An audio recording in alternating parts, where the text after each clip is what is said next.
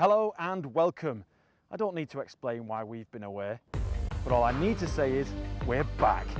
Hold on to your hats because this lockdown showdown will see 9 races in the next 7 days on 3 different tracks here at the iconic Berlin Tempelhof Airport. Qualification is less than 5 minutes away. So look no further for your sporting fix. This is the world's first all-electric touring car series. This is the Jaguar I-PACE eTROPHY. Over the next 7 days, we will crown our champion. And as you can see, there's no fans, there's no stands. It means you've got the best seat in the house. Things could not be tighter at the top of the table. Just 5 points separate the top 2 drivers, but it's far from being just a 2-horsepower race. Alice Powell is nipping at the heels of our leaders. Brazilian Cacabueno, he was victorious here in Berlin last year. And fans' favourite Takuma Aoki, he is surely one to watch. Disabled from the waist down after her horrific motorcycle accident in 2008, his 3rd place finish in Mexico has got everyone talking. Now before we race here in Berlin, let's go back to the beginning of the season and take a look at the story so far. Over the next 9 days, we're going to have 6 races on 3 different tracks to crown one of our drivers our Season 6 Formula E champion. These are unprecedented times, so things are going to look a lot different. From the start of the event, there are going to be over 4,500 COVID-19 tests, as well as regular temperature checks.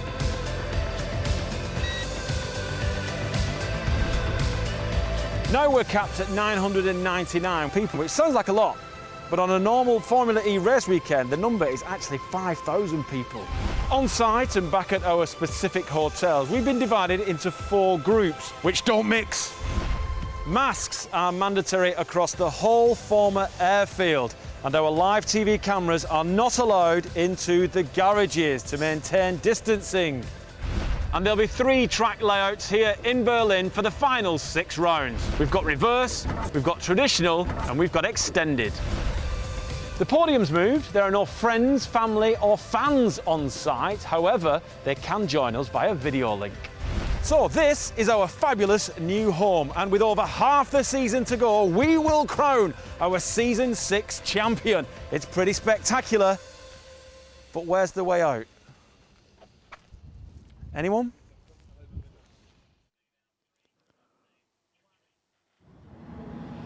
Well, there's the way out of the pit lane, Vernon, and we've got the cars all lining up there, ready to head out and depart onto the circuit and start their qualifying for this, the 4th round of the 2019-20 Jaguar I-PACE eTROPHY. All lined up, ready to go. My name is Jack Nichols. I'm joined by Amanda Stretton in commentary for the racing over the next couple of days.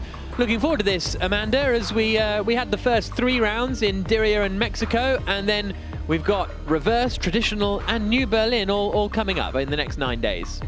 It's certainly going to be tough and really important to not underestimate the challenge on all of the drivers, because of course it's not just 6 races like we're seeing in Formula E, it's actually going to be 7 races, and Super Sunday, as we have coined it, is going to be a real toughie for all the drivers. So thinking about, what they've got to look forward to for the next few days, it's important that they pace themselves and try not to have too many incidents. Yeah, well, and on that note already, we've got Adalberto Baptista had an accident yesterday in free practice, and so is driving in a spare car for qualifying today. So I think that kind of sums up what you're talking about pretty neatly. This is a look at the track itself. We are in the reverse layout here, so down into turn 1 through the right-hander, then attack mode is on the outside of turn 6. It's going to be interesting to see what this does with regards to lending itself to racing for these cars. It is. It's going to be really challenging, and in fact coming into this section here, turn 3-4, that's where Adantonio had his issue yesterday. It's a real tough entrance to that, and attack mode on the exit of turn 5 is going to be challenging. Then you run down towards turn 5 and 6, then the never-ending turn 10 that heads out onto the start-finish straight again. 2.355 kilometers. The qualifying session goes green. The cars make their way out onto the track now, and we will see who can secure pole position. Sergio Jimenez is the man leading the championship as we arrive here at Berlin Tempelhof Airport. You see the TV tower there in the background down in central Berlin. And then the cars making their way onto track now. Jimenez leading the way, 6 points clear of Simon Evans. Alice Powell a little adrift in third place after a difficult race in Mexico City, where she only finished down in 8th position. And so I think she's a little far away from Jimenez and Evans, but with so many points on offer, it kind of doesn't really matter. All you need is a bad race for Jimenez or Evans, and Powell could be right back in it. You're right. She's also got the added challenge, if you like, of Caca Bueno, who missed the first couple of rounds due to his clashing commitments. He's back. He's very strong as well, topping the timesheets in free practice yesterday. But I think Sergio, if I was going to put money on it at this stage, I'd still put my money on him. He had a little issue with arming attack mode and taking attack mode when he first went out on track, so his times weren't necessarily representative. So there at the front of the order is Simon Evans, race winner in Diriyah, the opening race of the season, as he did the previous year as well. And then 2 second-place finishes in race 2 in Diriyah and in Mexico City mean that he is those 6 points behind this man, Sergio Jimenez, reigning champion. Half an hour qualifying session, and it's a case of just doing as many laps as you want to or can do. We've seen in the past that the quickest lap times tend to come with sort of 10 minutes left on the clock. It doesn't go right down to the wire, but a lot of that has been temperature related, I think, and whether that'll be the same today or not is going to be a different story, because it's, what, 10:15 in the morning here, so different sort of timings to when the Jaguars are usually doing their qualifying, as Jimenez comes out now down into the right-hander of turn 5, wide line in, takes the apex, makes his way out again, and we'll see what sort of lap times we get early on. They've certainly been trying very hard. The big problem that they've got with these cars, talking about grip and temperature as well, is they've got these very low profile tyres. We've got some fierce curbs here, many of the Formula E races, but particularly here as well. We've also got this really abrasive concrete surface. And because it's so pale as well, the temperature characteristics are very different. So it's quite hard for them to get the temperatures up to speed, up to temperature in the tyre, which really creates the best grip. So I think everyone's got to really pace themselves as they go out. This was one of 4 Brazilian 1-2s that we had at the end of last season. Caca Bueno taking the win ahead of Sergio Jimenez, with Simon Evans third last year. See whether that continues today. Our guest driver in the VIP car for this one is Ollie Webb, the young British racing driver. Well, he's not that young anymore, he's 29, isn't he? But, listen, as far as I'm concerned, he's still young.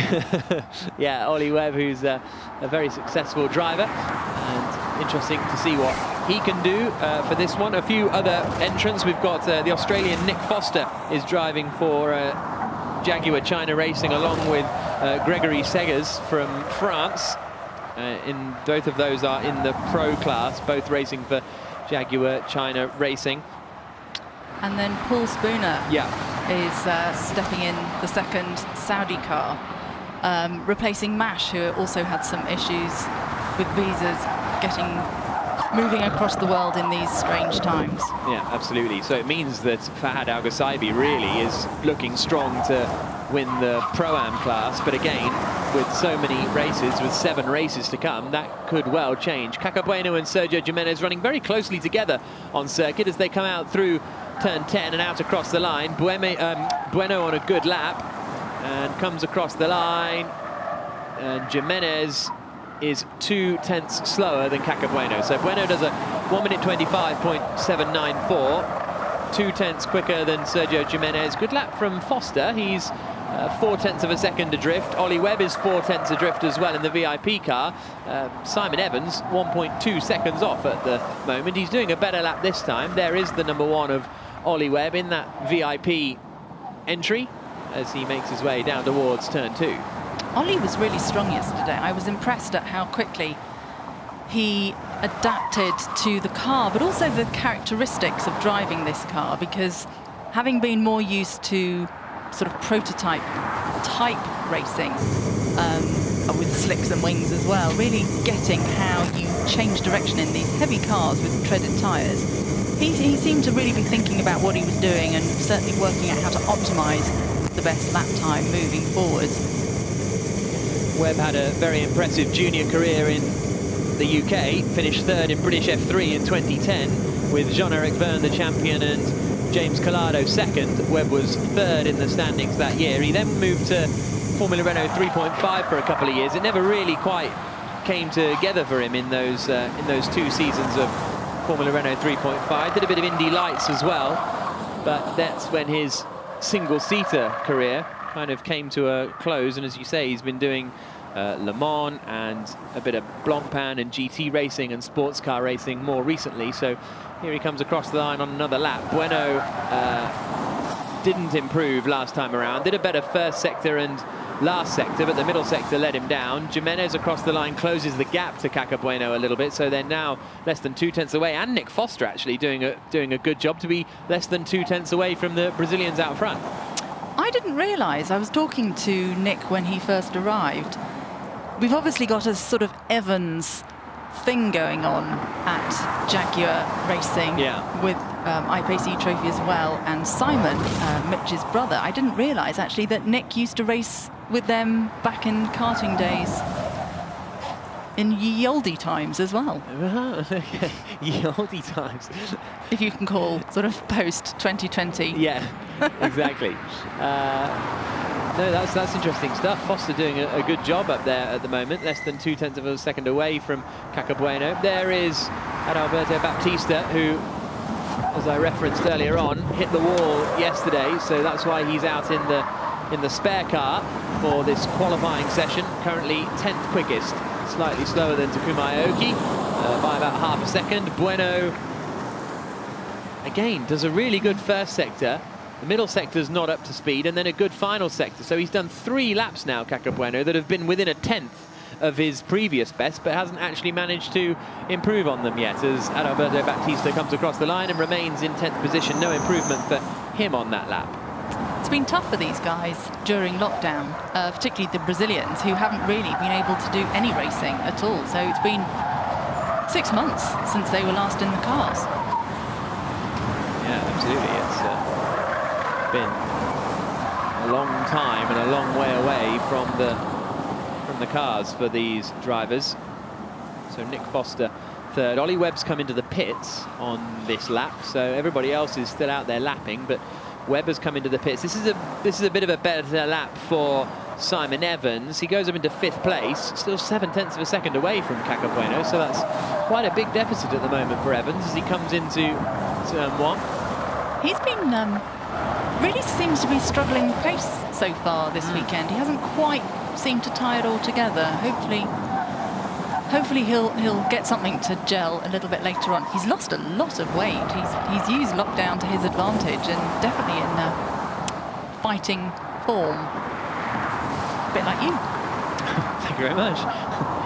21 minutes left on the clock. This is a bit more like it from Simon Evans. In 5th position, he's just a 10th of a second away in sector 1. Going through the right-hander now of turn 5. We'll get a middle sector split in a moment. Takuma Aoki does a personal best in the first sector. Alice Powell returns to the pit lane as well. She's 8 tenths of a second away. Through the middle sector comes Simon Evans. And he's now 3 tenths adrift, but a good final sector here. He could get ahead of Ollie Webb and up into 4th position at the moment. A little bit too far back from Nick Foster, the 2015 Porsche Carrera Cup Australia champion. Spent most of his career really in GTs, has been racing in the Blancpain GT Asia Series, or as it's now known, the GT World Challenge powered by AWS, as Simon Evans comes across the line and goes 4th then. So he does manage to get ahead of Ollie Webb, and actually a good final sector, so he's only 2 tenths adrift of the ultimate pace of Caca Bueno, although as I say that, Bueno does the fastest first sector of anyone and is up by a 10th of a second or so. And Takuma Aoki, we're seeing there, running in 9th place at the moment. Aoki. He'll be pleased with that. Yeah. good to see Takuma racing in the pro class, 5th in the race in Mexico City in his debut, which was a podium, a pro podium position for him. So that was good, because it was impressive from Fahad Al-Ghassabi, who managed to finish 4th in that race, which was winning the Pro-Am class. Takuma Aoki finished 5th, but was still 3rd on the pro podium. So impressive stuff. And this is a look at how he drives, which is really quite impressive. It's amazing. If you actually take a look inside that car and see how the car has been adapted for him, first thing it says is just how well suited electric vehicles are, in fact, to putting hand controls in. But the extraordinary thing is, whereas the accelerator is electronically controlled, the brake is all done by his left hand. So the force that you would naturally put through your foot when you brake, he is using his left hand. His left hand never leaves that lever, so all the steering is done with the right hand. And it's, when you actually think about the force that you would normally put through your foot, I wish I had some numbers, but I don't. It's an awful lot. Yeah, definitely. 18.5 minutes to go. Out across the line and into the pits actually comes Aoki. The two Jaguar China racing cars come across the line with Foster ahead. Oh, looking a little bit loose there into one. Gets the apex in the end. Late apex for that first corner before the run down into 2. And Foster improved on that lap to go 0.3 of a second away from Caca Bueno, who also improved. So Bueno gets down to a 25.5. Jimenez across the line to do a 25.6. Foster's done his 25.8 with the fastest middle sector of anyone. I think Foster might have lost a little bit of time in that final sector, because he was up behind Segers, who I think might have cost him, because he was 0.3 down in that final sector, and he's on another good lap here now, Foster. Right up towards the wall on the exit of 5. Now down this straight where we'll get a look at his middle sector. Everyone's doing a good first sector, actually. Jimenez, Foster and Evans all within 1/10 of a second of one another. Foster just 0.04 away from Caca Bueno, who decides to pit. Now this is going to be the question, whether Foster can find a big chunk in the final sector. Onto the power through turn 10. We've seen in previous races the Brazilians work tyres very well, letting them cool down before they go for another fast lap slightly later in the session. Here comes Foster across the line, and he remains in 3rd place. Still a couple of 0.3 away actually in that final sector, so I don't think he did lose time with traffic on that last lap. That appears to roughly be Foster's pace in the final sector. Evans goes 3rd then, 0.2 of a second away from Bueno. So it's a 25.5 for Bueno, a 25.6 for Jimenez, a 25.7 for Evans and Foster, and then a 26.2 for Ollie Webb. I worry that maybe there's an issue with Ollie Webb, because he came into... Oh, and as I say that, he's leaving the pits. He had been in there for a good few minutes, but now he's heading back out onto the track, so we'll see what pace he's got. Alice Powell and Takuma Aoki are the other two drivers in the pit lane at the moment, along with the provisional pole sitter, Caca Bueno. Now, currently those top 4 really seem to have found the pace that they want. It's going to be a battle. Let's hope the others can actually find a way to close that gap. It's impressive, actually. Fahad is going well. He's really keeping up with that second group. Yeah, Fahad Al-Ghassabi running in 6th place at the moment, in the mix with the pros, ahead of Pau, Segers and Aoki. Here is Segers, the young French racer, just 19 years old, coming out of the final corner. Improving on this lap, actually. Could put him up into the top 5 here. Comes across the line, and currently 8th, goes up into 6th position. So a couple of tenths away from Ollie Webb, but that's a little bit more like it. Leaving the pits now is Alice Powell, as she comes to rejoin the racetrack after that brief stop for the young British woman. And she rejoins the track. Her best result this season of 3rd in the 2 opening races in Diriyah for Alice Powell. Had a little bit of trouble with the attack mode activation in Diriyah, which cost her the chance to battle with the front 2 a little more, but nevertheless a good solid start to the season for Powell. And there we see Ollie Webb back out on track, and his first sector is about a second away, so not pushing on this lap, Ollie Webb, maybe just getting everything up to temperature, because he's 4 seconds away after the middle sector as well. It's Nick Foster who's pushing this time. Alice is never ceases to amaze me, actually, how having had sort of very stop-start career, she's really sort of turned her hand to this. As you say, good podium places in Diriyah, two podiums there. Shame about Mexico. I know she's frustrated. I know she really is struggling to sort of work out where it is that she's missing out here at the moment. Yeah, currently 1.1 seconds down on Cacabueno, but having left the pits now, Foster didn't improve on that lap and in fact came into the pits. So he did a personal best in the first sector, but lost time in the final sector. Here's Ollie Webb then. Let's see what he can do. He's coming through the left-hander of turn 2. Then we'll get his first sector split.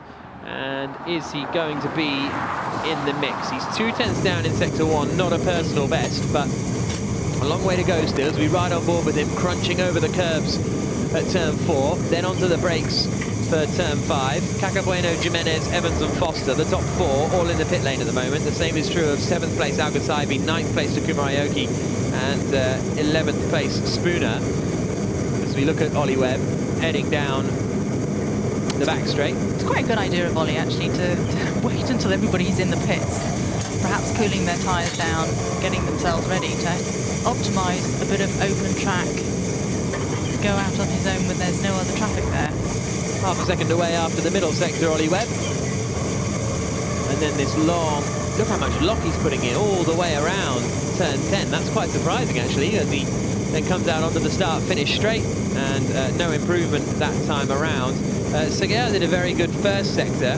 No, he did improve that time around. A very good final sector, actually, for Ollie Webb. So he chips away a little bit at the disadvantage to Cacabueno. It's now half a second. Seguer did a good first sector. Middle sector and third sector weren't particularly as strong. As we get a super slow-mo of Ollie Webb coming into the right-hander of turn 7. You can see that front tyre sidewall profile really bouncing across this lumpy concrete here.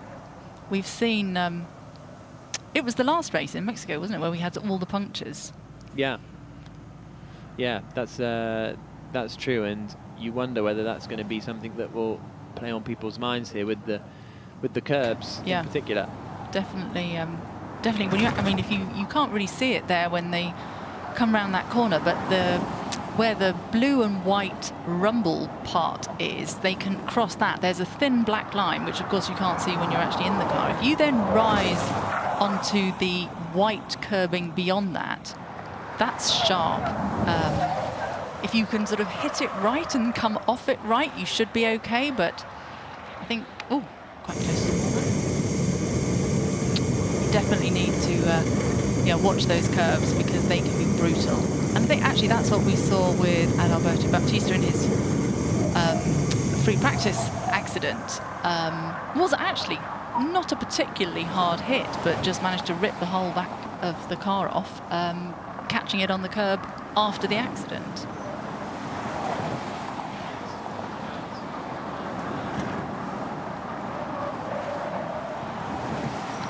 Currently 10th.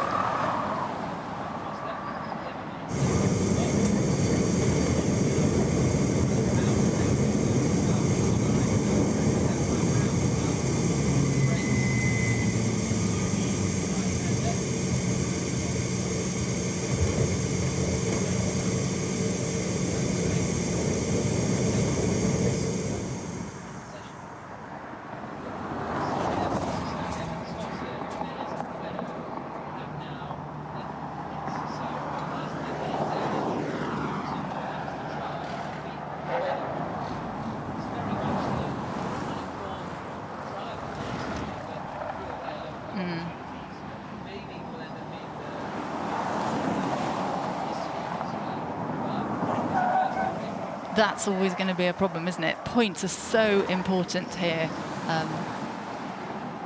So important here.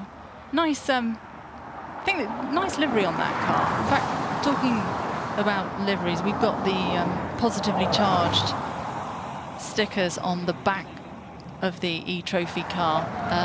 supporting what's going on with Formula E and their positively charged diversity messaging this weekend. Of course, I-PACE eTROPHY has done a great job, really helping people who wouldn't have had chances maybe to race previously with that VIP seat unique to the championship. So we've had Saudi Arabia, interestingly enough, 40% of the grid was female in a country that's only recently allowed women to actually drive on the road. And of course, talking before about Takuma Aoki's car being adapted for a paraplegic to race as well. 9 minutes left on the clock. And Sergio Cacabueno is the quickest man at the moment, a tenth of a second ahead of Sergio Jimenez. No one doing a quick lap at the moment. Evans 3.5 seconds off, so that'll be his sort of preparatory lap. And now he'll be on a quick one. Evans up to the wall on the exit of turn 1 with less than 9 minutes to go. Blue flags waving as the Saudi Arabia cars get out of the way of Cacabueno, who is 6 thousandths up on his previous best after the first 2 sectors. A little bit of traffic coming up, but I think it will be out of his way by the time he arrives at turn 10. So aggressive on the turn in there for the Brazilian as he now comes out through the final corner at turn 10. I would love to see Kaka start this race from pole position. I think he's a man on a mission. I've always called him a wise old fox. Raced so many different types of car and a great, hugely experienced driver as well. Nice that we actually stopping. Yeah, that was a bit maybe just diving out of the way of some traffic very dramatically. Hopefully that's nothing too serious. It seems that he's still moving though, so hopefully that's nothing to worry about. Across the line comes Alice Powell to go 6th quickest. Less than a second away now from Cacabueno. Simon Evans across the line. He's 4 tenths down after the first couple of sectors, so no improvement that time from Simon Evans. Cacabueno just 0.5 tenth of a second away from his previous best on that last lap. He was up after the middle sector, as we saw, but slipped away a little in the final sector as Fahad Al-Ghasaibi does a personal best in sector 1. He's chasing Spooner as the 2 Saudi cars are making their way around. Sorry, it's the other way around. Al-Ghasaibi's ahead of Spooner on circuit. Just 4 tenths down, Al-Ghasaibi, after the first 2 sectors. So he's got a shot at the top 5 here if he hooks it up. They've really come on from the first race. Obviously, he had that horrible accident in Diriyah in the first race, having a collision with VIP driver, but really been consistent and up in the mix all the way through. And as a pro-am with reasonably limited experience, of course, the way the drivers are split with pro-am and pro, pro being silver and gold international C, and pro-am being bronze, therefore less experienced and fewer points scored on international racing. Definitely, I think we'll be looking at a license upgrade soon. In fact, he's had an interesting spell. Spent his time training by hoverboarding, walking tight ropes, lots of yoga, an awful lot of time spent upside down by the looks of it as well.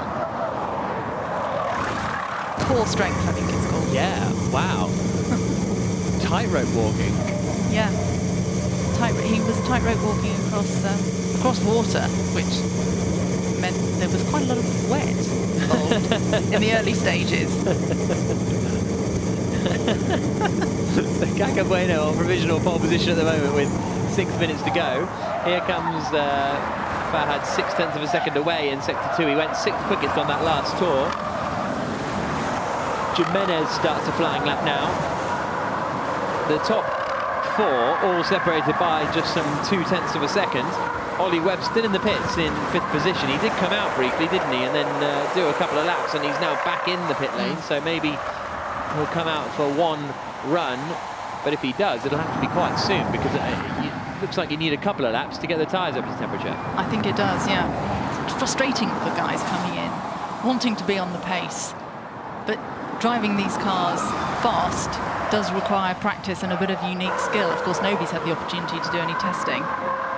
So they're really in at the deep end, so to speak. And we've seen in all the previous races, last season and this, how important qualifying is. We haven't really talked much about attack mode. Passing, because these cars are based on the production going I-PACE, same battery, inverter, very hard to overtake. Previously, now we've got attack mode. That's made an enormous difference, but still qualifying. Important not to underestimate how grid position is king. Yeah, absolutely. As we look at Alice Powell coming down into the left-hander of turn 2. And Jimenez across the line, no improvement for him either. Bueno does another lap with less than a tenth away from his best, but still not improving. So very frustrating stuff for Caca Bueno, I'd imagine. It's on pole. Well, exactly. That's very true. And Alberto Baptista has just improved. He was only half a second away going into the final sector, but lost 7 tenths in sector 3, even though it was a personal best. So some clear time to find there for Adalberto Baptista, and if he can, he'd be up there with Powell and Seguers. But there is Simon Evans, 2 tenths down after sector 1, so no real improvements coming in with a couple of minutes to go. Ollie Webb is leaving the pit lane now then. 3.5 minutes left on the clock, so Webb will get an out lap and then maybe 2 laps, just about. It's going to be a tight one, actually. I'll have to get on with the programme. He's cutting it fine, but a strong performance nonetheless. Difficult for the guest driver because, of course, you want to put in a good performance and race well, but equally you've got to be mindful of the fact that people are fighting for points, people who've been in the championship all the way through, and you don't want to get in their way and impede their race in any way. So you don't want to Duran it. No. From last year in Mexico City when he arrived and wiped out the whole field, basically. less than 3 minutes left on the clock. I thought Caca might have responded more to that. I thought he was quite reserved. Yeah, it was impressive restraint from the Brazilian. So Webb on his out lap now. Evans just getting out of the way of Alice Powell. Okay, no one really improving at the moment.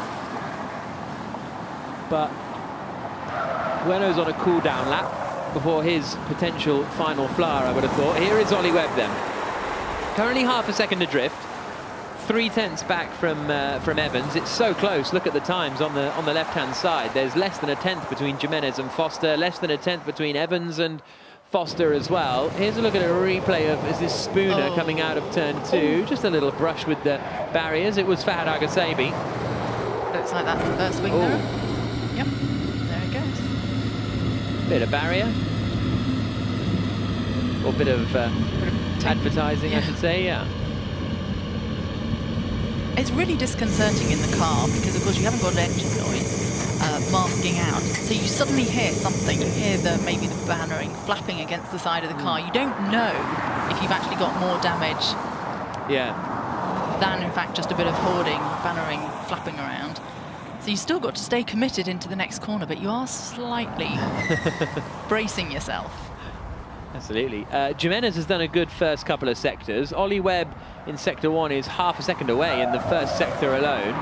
Jimenez doesn't improve. Again, pretty much matches his best time. Does a 1 minute 25.684 as opposed to the 0.650 that he managed previously. Takuma Aoki did a very good sector 1. His middle sector isn't a personal best, but he might be on for a bit of an improvement here. In 10th place at the moment, 50 seconds left on the clock, so they'll be starting their final laps around about now. Alice Powell's done a personal best in sector 1, so we're getting some personal bests sectors coming in. Just no one's really tied it all together. It looks like Ollie's going to get another lap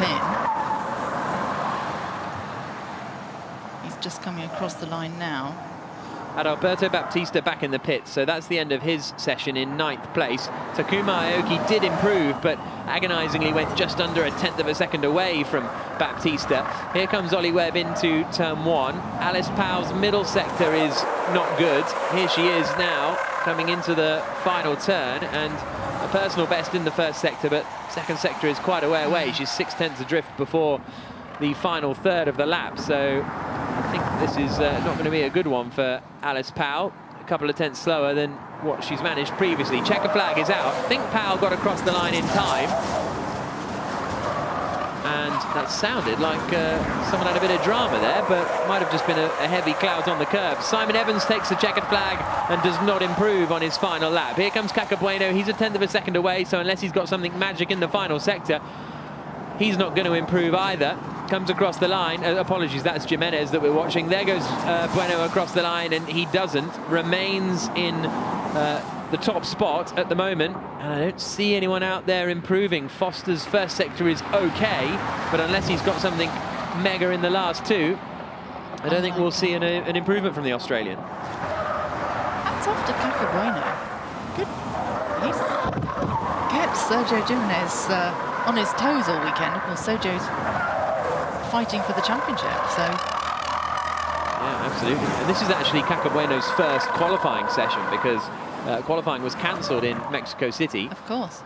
So he hasn't qualified yet this year, so 1 for 1 this season in terms of pole positions. And last year he ended up with 4 pole positions. Across the line comes Foster, and he doesn't improve. He's half a second away. So it's Cacabueno who is the quickest on a 1:25.506, his 5th pole position in his Jaguar I-PACE eTROPHY career, and the first qualifying session of 7 races that we've got coming up over the course of the next 9 days.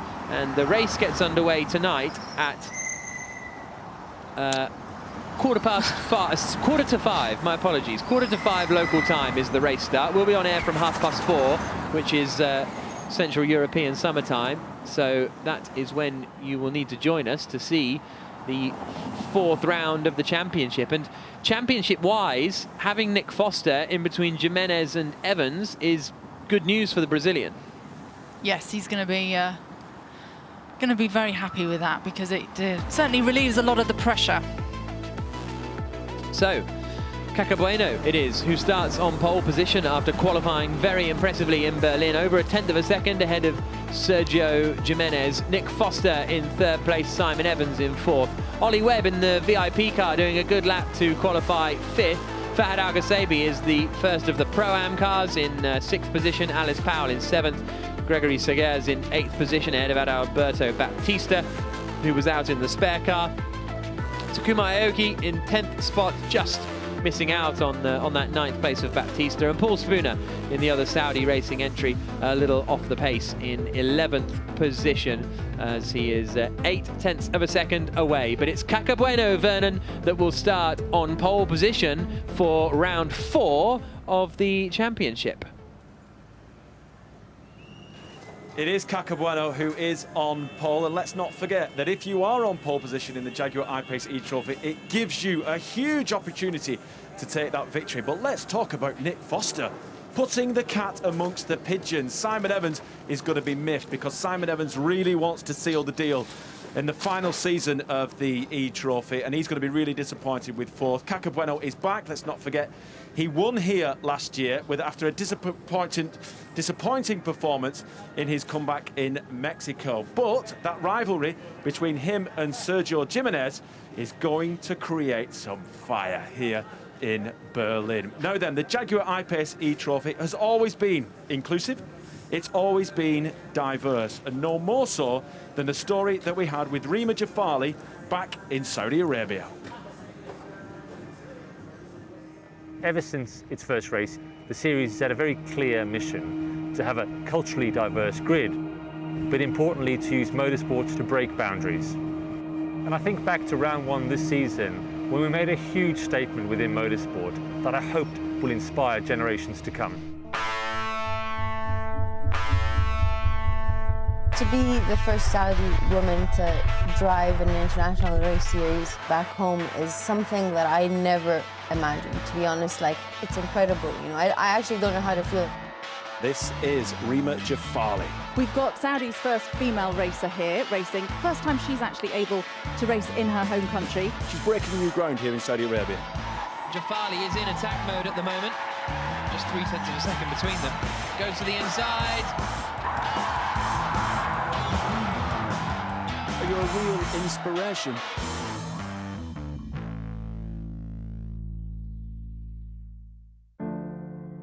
It wasn't until June 2018 when women were allowed to drive on the road in Saudi Arabia. Being behind the wheel felt a little bit weird in the beginning, you know. Especially younger kids, when they see a woman behind the wheel, they'll look up and they'll be like, oh, it's like you're a celebrity or it's something special. Like, You've attracted the world's press. You must be really pleased with what you achieved. honestly, I didn't think this day would come. Yeah, really proud, and I hope everyone enjoys the race. It's incredible. You know, I actually don't know how to feel. Hopefully we'll get a lot of women, girls thinking about racing, and you know, there's no limit to kind of the career path that you want to take.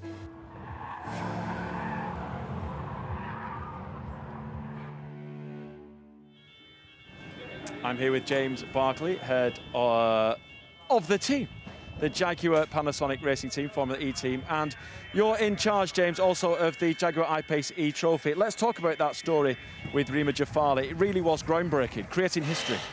Yeah, it really was, and you know, it's nice to not only have a groundbreaking series because of the fact we're racing electric vehicles, but also to create that unique opportunity for Rima to be the first female to race at home, and that was a really special moment for her and for the country that day, and it was great to be able to enable that. With the Jaguar I-PACE eTROPHY, it really shows Jaguar's commitment to EVs, doesn't it?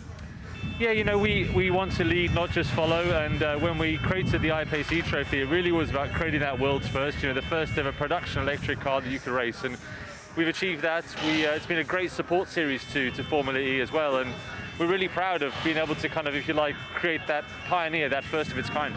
We've talked many times about the transfer of technology from the Formula E team to the eTROPHY I-PACE car and then to the road car. Just talk us through that. What does that look like?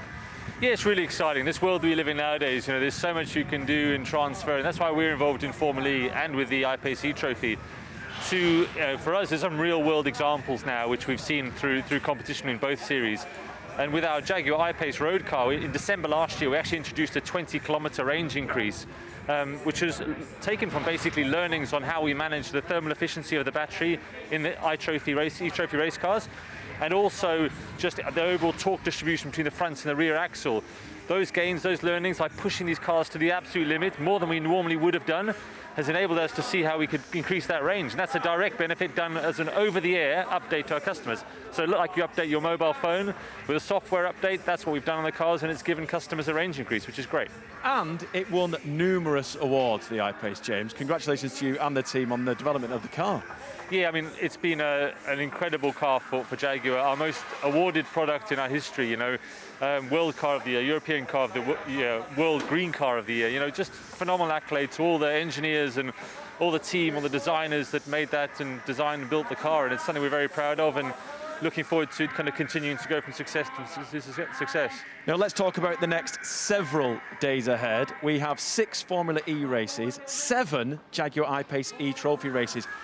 Your brain, James, must be stacked full of information. How do you separate yourself and the team? How do you separate all that information to focus on one goal? Yeah, well, obviously we've got great crews on both programs, and on eTROPHY we run a very much a contained program. You know, I really, come race weekend, I'm quite light touch to it, but yeah, completely separate programs, so we don't have any kind of overlap for exactly that reason. You know, Formula E is a huge activity. You have to give everything into it, so we created a complete satellite team that runs eTROPHY, huge amount of experience, and I think we've seen incredible racing, incredible reliability with those cars, and they've done a fantastic job over the last 2 seasons. And then here, obviously on Formula E, a completely separate team, separate program, and for us, obviously, something we're really pushing hard to try and leave this season with more trophies if we can and fight for this championship. All right, thank you, James. It's going to be an intense few days ahead of us. 3 different track configurations. How do both cars, the Jaguar I-PACE and the eTROPHY car, how do you differ at what the car does on the track and then add that into the data that you need? Yeah, so, I mean, fundamentally, obviously completely separately in the way we approach it, but one thing with Formula E, obviously we do a lot of simulation work, which we don't do on eTROPHY, so simulation, massive simulation. Is there a crossover? There is to some degree a crossover, absolutely. I mean, we use the same vehicle control system hardware-wise, but completely separate other than that. All right, thank you very much, James. Always a thrill to chat to you. We will have the Jaguar I-PACE eTROPHY first race from Berlin a little later on. Check local times for details.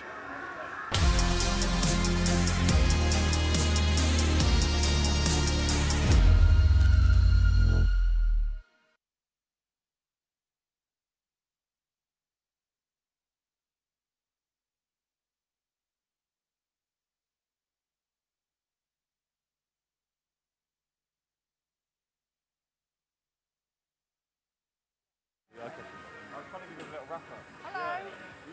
I couldn't see you. Hello. Hi. And pole. And this is Amanda's pole. This is Amanda's pole. I think so, because we didn't do that yesterday, but I don't know.